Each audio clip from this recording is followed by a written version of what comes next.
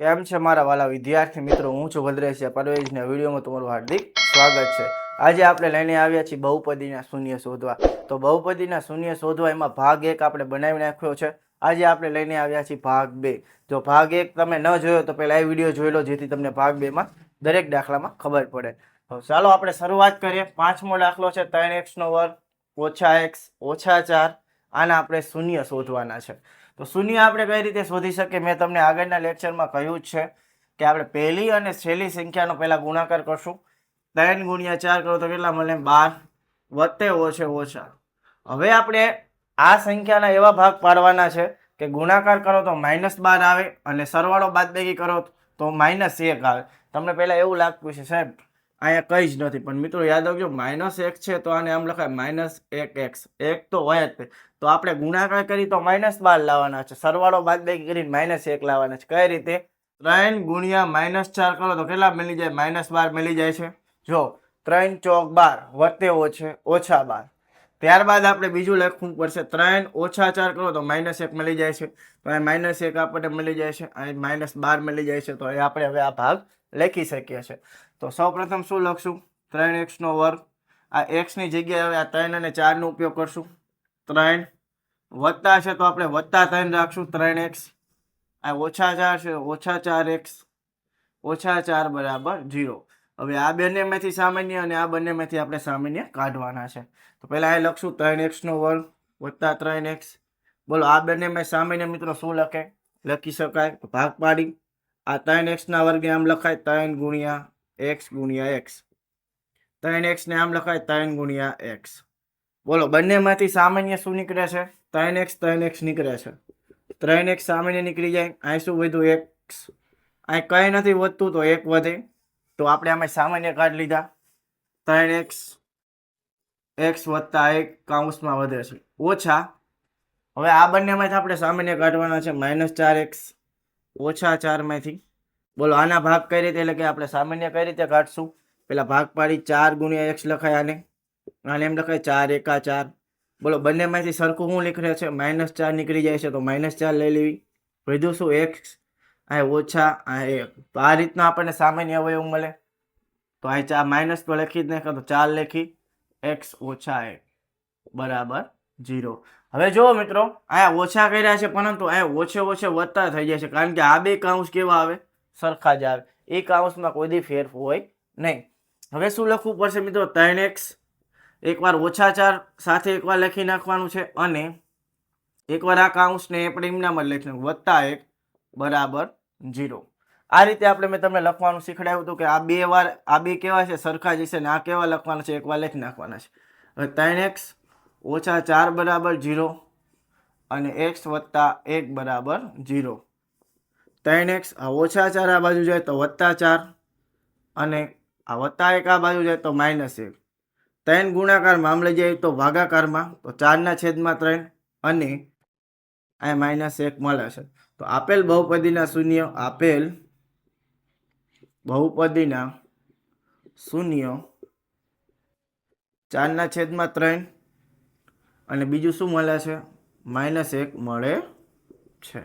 તો આ રીતે આપણે કોઈ પણ બહુપદીના શૂન્ય શોધી શકીએ છીએ. મિત્રો આપણે જે આ માહિતી લખાવી છે આ માહિતી માત્ર સમજવા માટેની જ હતી.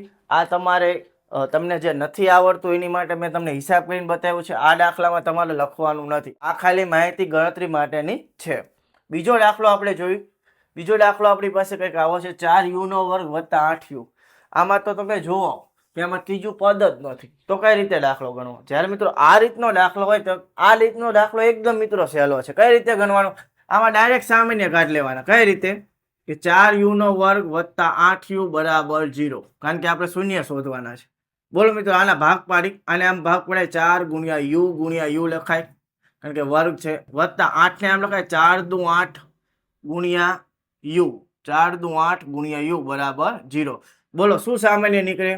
તો આમાં બંનેમાં 4u છે તો 4u સામાન્ય લઈ લેવી. તો વધ્યું શું? u. અહીંયા શું વધે? 2 બરાબર 0. હવે જો 4u બરાબર એકવાર 0 લખી નાખી અને જે આ કૌંસ છે એના બરાબર એકવાર 0 લખી નાખવાનું અને u વત્તા 2 બરાબર 0. તો 4 ગુણાકારમાં આમ લઈ જઈએ તો કેવા થઈ જાય? ભાગાકારમાં. અને આ જે +2 છે આમ લઈ જાય તો કેવા થઈ જાય -2.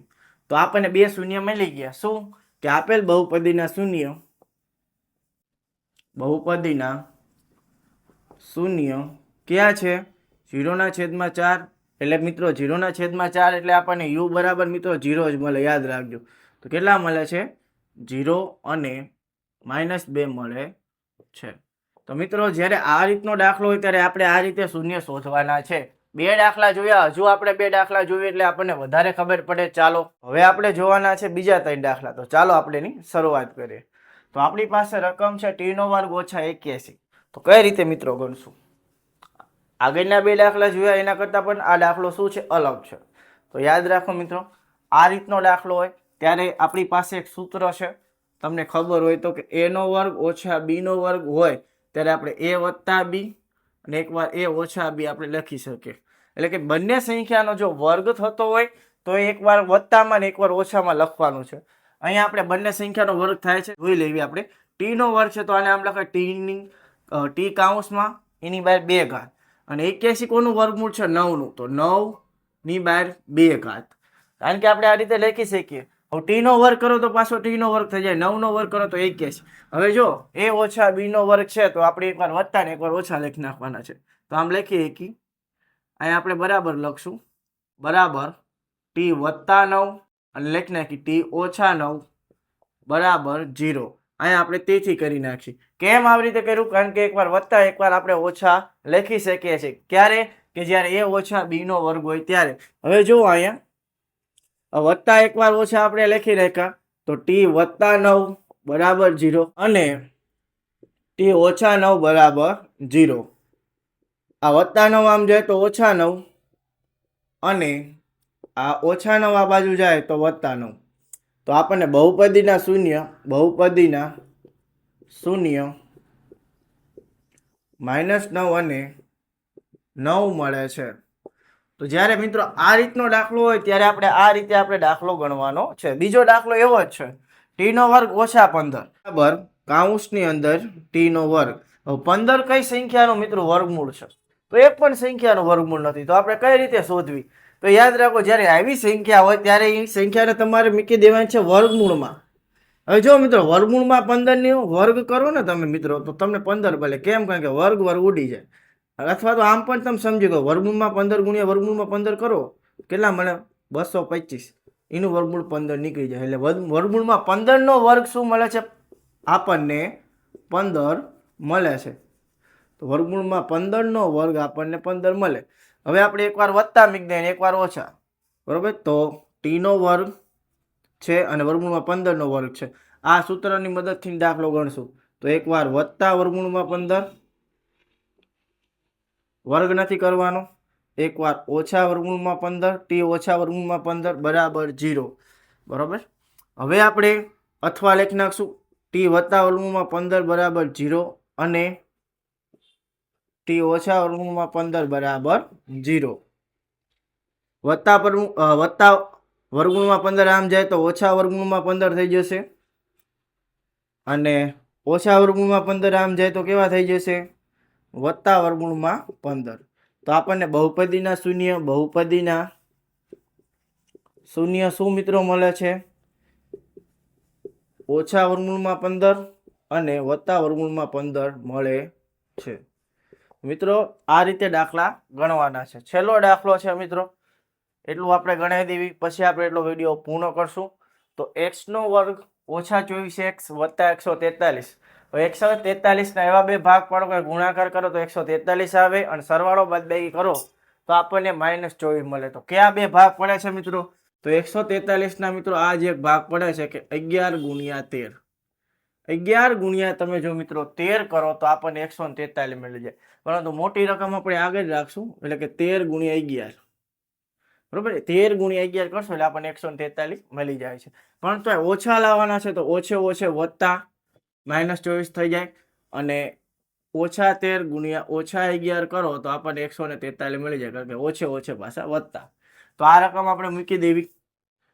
તો x² પછી -13x, કારણ કે આના ભાગ આ રીતે પાડવાના, ત્યારબાદ 11x વત્તા 143 બરાબર 0. હવે આપણે શું કરવું પડશે મિત્રો? સામાન્ય, આમાંથી સામાન્ય અને આમાંથી સામાન્ય લેવા પડશે. બોલો મિત્રો, આમાંથી સામાન્ય આપણને શું મળે છે? પહેલા બે રકમમાંથી, એટલે કે x² ઓછા 13x માંથી સામાન્ય શું મળશે? x ના વર્ગને આ રીતે લખાય, x ગુણ્યા x. 13x ને આ રીતે લખાય, 13 ગુણ્યા x. બંનેમાંથી સામાન્ય x નીકળે તો x ઓછા 13 આપણને મળે છે. તો અહીં લખી નાખી x કૌંસમાં ઓછા 13 કૌંસ પૂરો ઓછા. હવે આ બંનેમાંથી સામાન્ય આપણે મેળવશું. 11x છે અને વત્તા 143 છે. આ બે સામાન્ય આપણને શું મળે? 11 ગુણ્યા x લખાય આને આમ લખાય 11 ગુણ્યા 13. તો તે 11 આપણને સામાન્ય મળે, વધે શું? x વત્તા 13 મળે છે. 11 લખી નાખી, વધુ શું? x વત્તા 13 બરાબર 0. પરંતુ આ બે કૌંસ મિત્રો સરખા જ રહે તો અહીંયા ઓછે વત્તે શું થઈ જાય છે? ઓછા. આ વસ્તુ ખાસ યાદ રાખવું. હવે તો આપણે મળી ગયું છે, ભાગે પડી ગયા છે. તો એકવાર આ લખવાનું છે ને એકવાર આ લખવાનું છે. x ઓછા 11 બરાબર 0 અને x ઓછા 13 બરાબર 0. આને આપણે કૌંસમાં મૂકી દઈએ અત્યારે. તો x ઓછા 11 બરાબર 0 અને x ઓછા 13 બરાબર 0. ઓછા 11 આ બાજુ જાય તો વત્તા 11 અને ઓછા 13 આ બાજુ જાય તો વત્તા 13. તો આ આપણને બહુપદીના મિત્રો શૂન્ય મળી જાય છે. આપણે લખી નાખશું બહુપદીના શૂન્ય 11 અને 13 છે. તો મિત્રો આ હતા બહુપદીના શૂન્ય પાડવા, એટલે કે શૂન્ય શોધવા. તો આ રીતે તમે કોઈ પણ બહુપદીના શૂન્ય શોધી શકો છો. તો મિત્રો અહીં એટલું આપણે રાખીએ છીએ. જો વિડીયો ગમ્યો હોય તો વિડીયોને લાઈક, ચેનલને સબસ્ક્રાઈબ અને વિડીયોને શેર કરવાનું ભૂલતા નહીં. આવા જ બીજા વિડીયો સાથે મળશું નેક્સ્ટ વિડીયોમાં. ત્યાં સુધી ચાલો બાય. જય હિન્દ, જય ભારત.